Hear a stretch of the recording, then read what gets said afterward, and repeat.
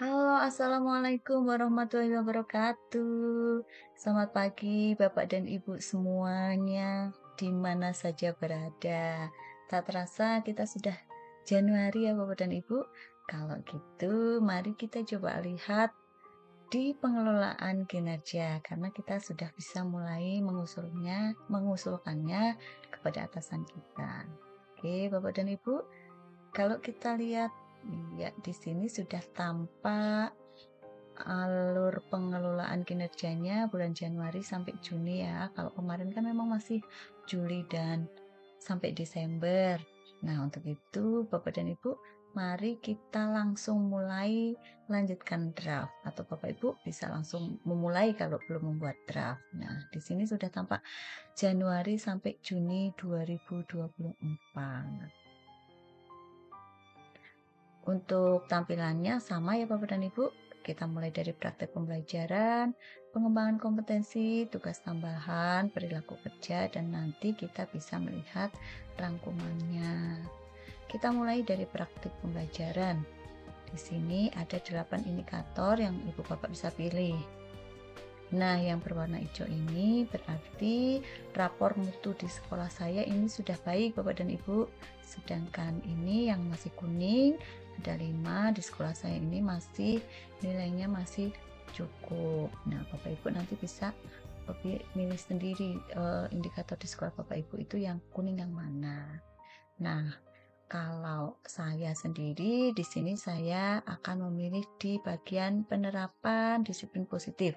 Ini adalah manajemen kelas. Nah, kemarin saya sudah coba mengisi Bapak dan Ibu, saya mengisinya sebanyak 48 poin.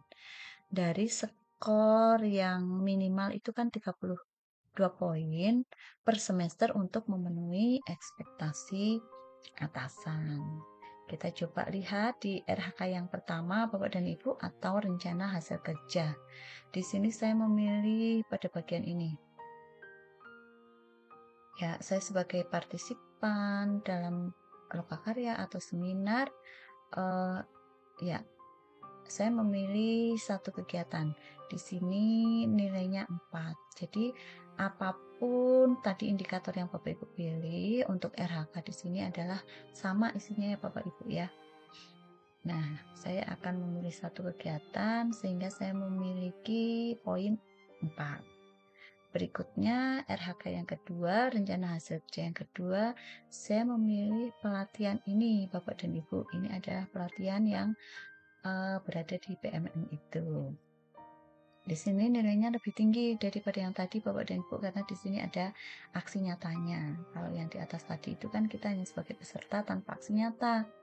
Di sini saya memilih 4 kegiatan karena kebetulan di bulan Desember kemarin saya sudah membuat aksi nyata.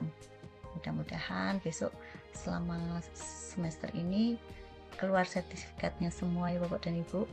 Nah, kalau kita lihat 4 kegiatan ini karena tadi poinnya ada 8, skornya 8, maka sudah 32 poin Bapak dan Ibu. Namun saya akan menambahkan satu hal lagi karena kebetulan saya menjadi pengajar praktik di PGP Angkatan 9 yang insya Allah akan selesai di bulan Maret besok. Nah, saya sebagai pengajar praktik atau coach di sini satu kegiatan itu skornya adalah 12.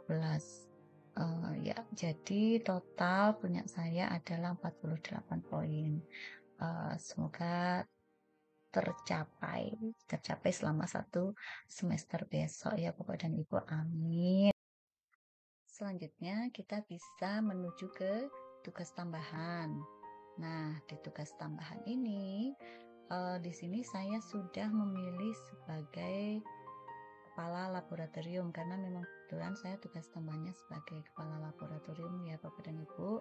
Nah, Bapak Ibu di sini bisa memilih sebagai guru piket, kemudian sebagai pengampu ekstrakurikuler, operator dapodik, kemudian bendara pos, dan lain sebagainya. Ada juga koordinator PKG, koordinator PKB, semuanya ada di sini Bapak dan Ibu. Nah, misalnya Bapak Ibu salah nih menginputnya, Bapak Ibu bisa menghapusnya. Atau tugas tambahan Bapak Ibu lebih dari satu, maka Bapak Ibu bisa menambahkan di sini sebanyak tugas tambahan yang Bapak Ibu punya. Berikutnya kita ke perilaku kerja. Perilaku kerja di sini ada 7, ya, mulai dari berorientasi ke pelayanan, kemudian akuntabel, kompeten, harmonis, loyal, adaptif, kolaboratif. Nah, kita coba mulai dari yang pertama, berorientasi ke pelayanan. Ya, Bapak Ibu, misalnya saya eh, perilaku apa yang paling ingin Anda lakukan di tahun ini? Misalnya saya memilih yang ini. Nah, ketika saya memilih yang ini, maka bagaimana Anda akan menerapkannya? Di sini juga ada pilihannya Bapak dan Ibu. Ada 3 pilihan. Nah, misalnya saya pilih yang ini. Namun ketika saya mau ganti nih, tinggal diganti aja Bapak dan Ibu. Misalnya saya pilih yang pertama, memahami kehidupan peserta didik. Maka bagian cara penerapannya juga berbeda. Nah, Bapak dan Ibu, lakukan semuanya ini sampai ke-7 perilaku ini terisi semuanya. Ya, di loyal, di adaptif, kemudian yang terakhir kolaboratif ini sampai diisi semuanya. Kalau sudah selesai, kita bisa melihat kerangkumannya. Nah, di rangkuman ini yang pertama tadi adalah rencana hasil kerja. Meningkatnya praktik manajemen kerja yang berfokus pada penerapan disiplin positif. Di sini karena tadi di awal saya memilih indikatornya disiplin positif ya Bapak dan Ibu, maka nanti guru akan mengisi formulir deskripsi persiapan, formulir deskripsi tindak lanjut, dan formulir refleksi tindak lanjut. Nah, untuk bukti dukungnya Bapak Ibu nanti bisa lihat di cek panduan. Akan kita bahas di pertemuan berikutnya ya Bapak dan Ibu ya. RHK yang kedua Bapak Ibu juga bisa lihat di sini. RHK yang ketiga tadi di RHK 2 kan mengikuti sebagai peserta ya, nilainya 4 poin. Kemudian RHK yang berikutnya sampai ke tugas tambahan Bapak Ibu bisa lihat di sini. Nah, tadi saya memilih sebagai kepala laboratorium. Kemudian ini adalah perilaku kerjanya. Ya, demikian Bapak Ibu, cukup mudah ya.